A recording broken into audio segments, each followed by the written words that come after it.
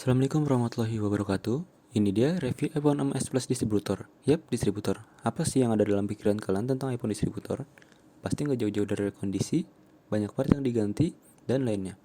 Dan kali ini gue pengen review iPhone 6s Plus yang baru gue beli kemarin. Dan kira-kira layak nggak sih iPhone distri ini untuk dibeli? iPhone ini gue beli di harga 1,7 juta, yang pasti ada minusnya. Minus dari HP ini yang pertama adalah tombol volumenya. Tombol volumenya ini rada mendep ke dalam, dan harus ditekan banget, tapi masih bisa berfungsi kok. Yang kedua bagian bawahnya. Di sini mur bawahnya nggak ada, mungkin habis dibongkar sama orang sebelumnya atau gimana, dan murnya itu hilang. Dan minus yang terakhir, iPhone ini SU, jadi nggak bisa menggunakan SIM card Indonesia, dan harus menggunakan eSIM yang sesuai dengan versi iOS-nya. Ya mungkin itu aja sih minus yang bisa kelihatan dari luar, tapi pas lihat bagian dalam iPhone 6s Plus ini pasti akan terkejut. Ya di bagian hardware-nya ini menurut gue cukup mengkhawatirkan, ini menurut gue hancur banget bagian dalamnya. Dari murnya banyak yang nggak ada, terus mesinnya kelihatan banget nggak rapihnya, terus plat buat penahan fleksibel LCD dan baterainya nggak ada. Dan di sini juga ada segel-segel yang nggak jelas. Ini yang penasaran sama Triutools-nya. Di sini skornya cuma 64. Di sini banyak juga part yang diganti dari kamera belakang, kamera depan, baterai, dan Touch ID-nya.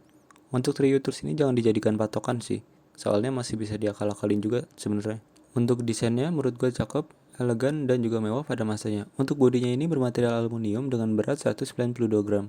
Untuk housing dari iPhone distributor ini sepertinya juga bukan originalnya lagi. Soalnya menurut gue tulisan iPhone yang di bawah ini seperti mengganjal aja dari font dan ukurannya. Di bagian belakang juga terdapat dua garis antena, atas dan bawah, kamera sebesar 12 megapiksel, dual LED flash, dan logo Apple. Di bagian kanannya terdapat dua garis antena atas dan bawah, tombol power, dan slot nano SIM card. Di bagian atasnya itu kosong, nggak ada apa-apaan.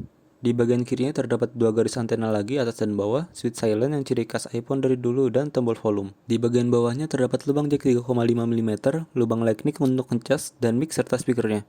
Untuk kualitas speakernya sih masih lumayan lah, walaupun sebenarnya nggak tahu ini udah diganti apa belum. Untuk layar dari iPhone 6s Plus ini berukuran 5,5 inch dengan resolusi Full HD yang support dengan 3D Touch. Seharusnya layar ini juga sudah retina display ya, tapi layar iPhone ini juga KW. Tapi menurut gua pribadi sih layar ini bagus ya, 3D touch-nya juga masih lancar, mungkin grade LCD-nya yang bagusan. Cuman yang menurut gua kurang di bagian responsivitas layarnya ini. Untuk bagian atasnya ini terdapat kamera dan earpiece, dan bagian bawahnya terdapat tombol home yang menyatu dengan fingerprint atau Apple menyebutnya dengan Touch ID. Untuk Touch ID-nya ini walaupun di Tritus tadi kayak udah pernah diganti, tapi Touch ID-nya ini lancar kok, nggak ada kendala sama sekali. Ya walaupun mesinnya kelihatan hancur gini, tapi performa dari iPhone 6s Plus ini masih lumayan kok. Masih bisa mendapatkan store Antutu sampai 170 ribuan. Dan untuk multitasking juga masih lancar-lancar aja. Saya di sini cuma main Candy Crush ya, soalnya nggak berani install game berat-berat saat dites. Takutnya malah tiba-tiba mati total karena lihat kondisi mesin yang mengkhawatirkan tadi. Untuk spesifikasi singkatnya, iPhone 6s Plus ini menggunakan prosesor buatan Apple sendiri, yaitu Apple A9, yang digunakan juga di iPhone 6s dan iPhone SE. RAM-nya juga cuma 2 GB, dan internalnya ini 64 GB. Tapi ada juga kok yang 16 GB, 32 GB, dan 128 GB. Untuk baterainya berkapasitas 2750 mAh, yang menurut gue KW juga, tapi untuk ketahanannya lumayan lama sih, soalnya saat gue coba dipakai terus rada susah ngabisinnya. Walaupun saat coba lihat di bagian baterai health-nya ada tulisan service gini, tapi menurut gue baterai health gini nggak terlalu ngaruh kok sama ketahanan baterainya. Untuk kamera belakangnya ini beresolusi 12 megapiksel dengan aperture f2.2 dan sudah ada OIS-nya. Kalau iPhone 6s sama SE kan belum ada OIS-nya, kalau 6s Plus ini udah ada. Terus support perekaman hingga 4K 30 fps, dan untuk kameranya sepertinya bukan bawaannya juga, udah diganti dan nggak tahu KW atau orinya. Tapi menurut gue kualitasnya kayak kurang aja. Dulu gue punya iPhone 6s dan SE juga, tapi hasilnya nggak kayak gini-gini amat. Kalau yang ini menurut gue kayak kurang gitu hasilnya.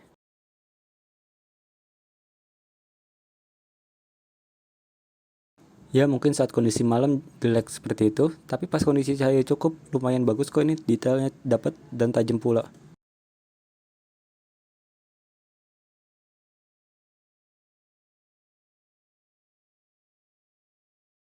Untuk kualitas perekaman videonya seperti ini.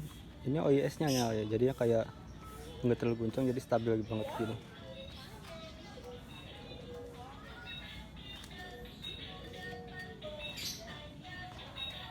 Gimana hasilnya? Bagus ya.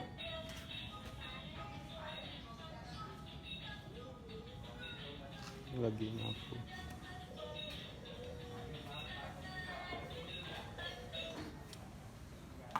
Coba tes auto fokusnya. Kayak rada lama fokusnya ya.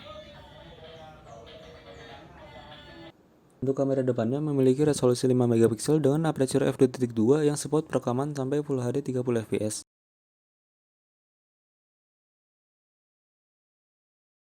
Ya mungkin itu aja sih yang bisa gue bahas dari iPhone distributor ini. Terus layak nggak sih untuk dibeli iPhone distributor atau HP lain yang bergaransi distributor? Kalau menurut gue sih nggak layak banget ya kalau dilihat kondisi dari HP yang gue beli ini. Soalnya rada ngerikan juga. Dan beli HP distributor ini juga untung-untungan sih sebenarnya.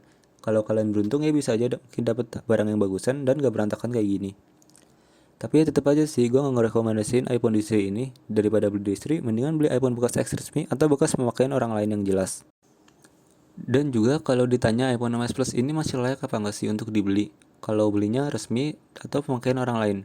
Kalau menurut gue masih layak aja kok. Soalnya dari multitasking masih oke, main game masih oke, kameranya juga masih mendingan kok kalau original. Dan nantinya iPhone 6s Plus ini juga mendapatkan update ke iOS 14. Ya jadinya nggak terlalu ketinggalan lah di bagian softwarenya. Yaudah sekian video dari gue. Maaf ya masih banyak buat kekurangannya. Jangan lupa like dan subscribe. Wassalamualaikum warahmatullahi wabarakatuh.